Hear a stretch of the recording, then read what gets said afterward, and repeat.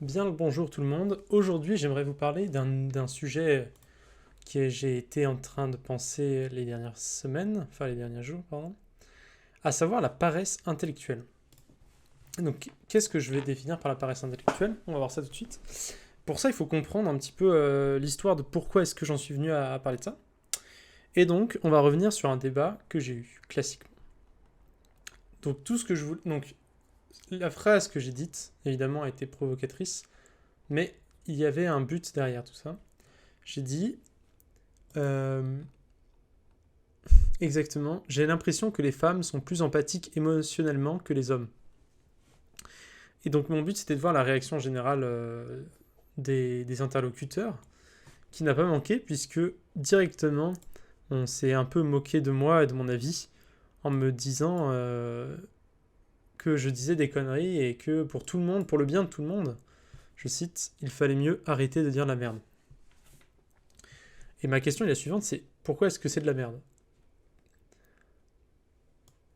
La réponse, je pense la connaître, c'est qu'on vit dans une société qui a intégré l'idée que dans l'idée de bien, il y avait l'idée d'égalité. À plusieurs niveaux, c'est assez flou, c'est bivalent, on ne sait pas trop. Et, euh, et pourtant, elle est très importante cette notion, je pense, elle est capitale. Et donc là, dans mon commentaire, moi, ce que je dis, en fait, c'est que quelque part, les hommes et les femmes ne sont pas égaux. Donc, voilà, rien d'impressionnant. On l'entend tous les jours. Bon, j'ai choisi les hommes et les femmes parce que c'est un débat clivant, mais j'aurais pu choisir autre chose. Et comme je dénigre, entre guillemets, quelque part, quelqu'un, forcément, mon avis devient une connerie. Alors que si j'avais dit, bon, bah, j'ai l'impression que les femmes et les hommes sont les mêmes, enfin, sont égaux, émotionnellement, en tout cas, et bien tout de suite, on ne m'aurait pas dit ça. On m'aurait dit, bah ouais, mais en fait, on s'en fout, en fait, c'est un constat, voilà. Et donc, du coup, quand j'ai demandé à cette personne qui m'avait insulté, enfin c'est mon avis, mais lui s'est senti insulté probablement aussi, euh, pourquoi est-ce qu'il pensait que je disais des conneries? Eh ben c'est là qu'on se rend compte qu'il est incapable de m'expliquer pourquoi. Quelqu'un d'autre est intervenu pour me dire qu'en fait, ils en avaient marre des gens qui s'arrêtent à des tendances et qui sont incapables de voir la variété de comportements du genre humain. Je crois que j'en ai déjà parlé dans une vidéo, mais je pense que c'est important d'y revenir sur le fait que euh, dans tous les cas, on généralise. Même si c'est une théorie, même si on parle de théorie scientifiquement prouvée, on généralise la théorie à le cas réel. En fait, on ne sait pas exactement si c'est vrai ou pas, mais on le généralise. Il y a d'autres déviances, enfin, d'autres dérives qui peuvent produire des problèmes de cette cause-là, dans la lecture scientifique d'ailleurs, mais ce n'est pas le sujet de cette vidéo, peut-être que j'en parlerai un jour. Donc, voilà, donc on en arrive là. Et en fait, on se rend compte là que c'est petit à petit, on va se rendre compte que c'est à cause d'une paresse. La paresse, c'est tout simplement d'avoir intégré et de ne plus remettre en question sa propre morale. Donc voilà, c'est que moi, par exemple, quand on me dit que je m'arrête à une tendance en disant, en décrivant un fait que j'observe, il n'y a pas cette question de l'arrêt en fait. Comme c'est dénigrant, les gens pensent que c'est un avis très très ancré. Parce que c'est dénigrant. Quelque part. Pourtant, bah non, en fait, moi je fais juste un constat et j'attends à ce que on me démontre pourquoi est-ce que j'ai tort ou pourquoi est-ce que j'ai raison. Mais apparemment, personne n'en est capable. Donc, c'est là que moi je suis un peu. Moi je suis paresseux de voir cette paresse. Enfin, ça me rend paresseux. Puisque les gens ne sont plus capables de débattre correctement par rapport à comment dire, tous les objets de leur discussion. Il y a certains objets qui ne discutent pas et qui ne veulent plus discuter par paresse intellectuelle. Et pourtant, je pense que ce point-là, il est extrêmement capital parce qu'en fait, quand on débat si vous avez beaucoup débattu, on va dire, avec des gens, vous allez très vite vous rendre compte que le débat soit arrive en général dans un problème de sémantique, c'est-à-dire que les gens ne sont pas d'accord sur des définitions et, euh, et les termes, voilà, il faut les redéfinir. En général, d'ailleurs, une des personnes du débat arrête et abandonne à ce point-là parce que ça la fatigue.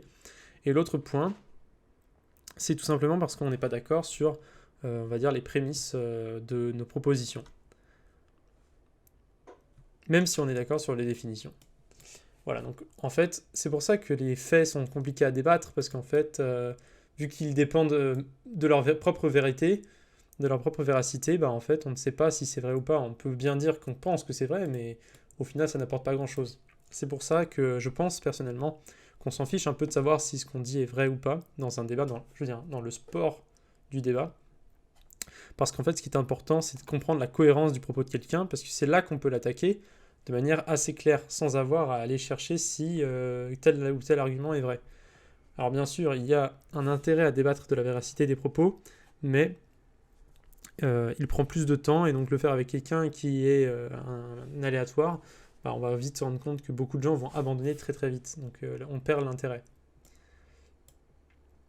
Et sur ce point, c'est exactement ça que je voulais dire, c'est ma proposition de dire que les hommes et les femmes ne sont pas égaux sur l'émotion.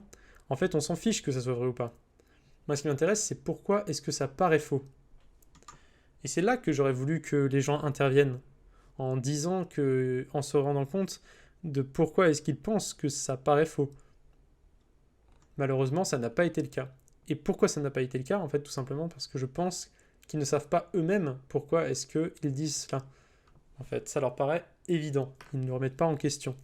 Et c'est là la paresse intellectuelle, et le gros problème de la paresse intellectuelle, c'est que sans avoir à remettre en cause ce qui leur paraît évident, ils perdent de la cohérence, enfin une capacité à créer de la cohérence dans leurs propos, puisqu'ils sont aveuglés, enfin du moins ils portent des œillères sur certains points qui seraient capitales en fait à la cohérence. Donc malheureusement, on ne peut pas en débattre. Bon, heureusement j'ai réussi quand même à... Enfin j'ai réussi. Je veux dire, au final, la personne avec qui je débattais s'est excusée et m'a bien montré que c'était sa paresse à lui, le problème, dans le débat. Donc, je comprends tout à fait. Bon, bien sûr, s'il écoute cette vidéo, il sera pas d'accord, mais on s'en fiche. Tout ce que j'en fais, c'est une analyse. Et de toute manière, je comprendrai bien son avis parce que j'ai fait exprès d'être provocateur et un peu à la limite. Tout ça pour susciter un minimum d'intérêt. Donc ça, c'était voilà, c'était ma petite question du jour. Honnêtement, importante. À part ça, au niveau social, bon bah, je crois que c'est bon. Je me sens plus intégré socialement. Et j'avais un débat avec ma mère récemment sur la question du but de ce qu'on fait dans la vie en fait. Ça paraît un peu grand comme débat, un peu vaste, mais en fait c'est assez simple. Ma question est la suivante. Je n'y répondrai pas aujourd'hui, mais je veux bien vous la soumettre. Est-ce que, si on se rend compte que le but de notre vie nous rend triste, par exemple, est-ce qu'on peut le changer? Est-ce qu'il faut le changer? Alors bon, j'imagine que la réponse morale, en tout cas, est assez simple. Mais moi, ce qui m'intéresse aussi, c'est de savoir à quel point est-ce qu'on est capable de savoir si on est capable de changer quelque chose. Par exemple, je vais prendre un exemple, mais quelqu'un qui, son but dans la vie, c'est d'être le meilleur au football, mais il n'y arrive pas. Dans quelle mesure il est capable de changer ce but dans sa vie? Est-ce que on est capable vraiment de se réintéresser à complètement autre chose ou pas, ou ça dépend des sujets? Bref, tous ces axes de réflexion, je vous attends au tournant et j'espère que j'y apporterai des réponses. Voilà. Merci à tous, bonne nuit.